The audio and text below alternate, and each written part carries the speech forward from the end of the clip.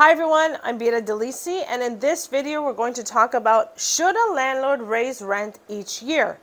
Many times we get phone calls from landlords saying the rent is below market value and that's why I want to evict the tenant.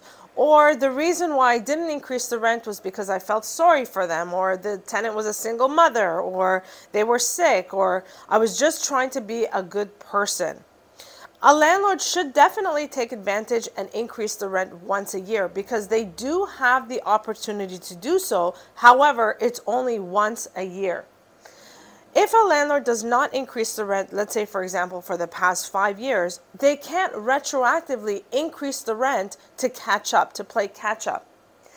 A landlord must run their rental properties like a business.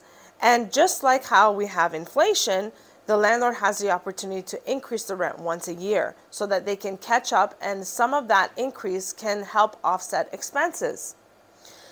If you are a landlord and you own multi-residential properties, you know that property values are based on the rents. So definitely take advantage and increase that rent.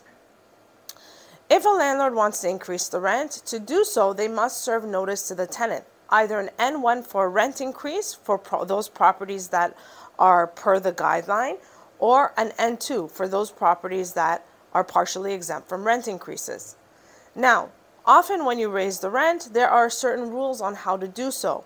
A notice must be served, giving the tenant a 90 days advance notice in writing, and if the property is partially exempt, well, a landlord can use their own discretion for a reasonable rent increase.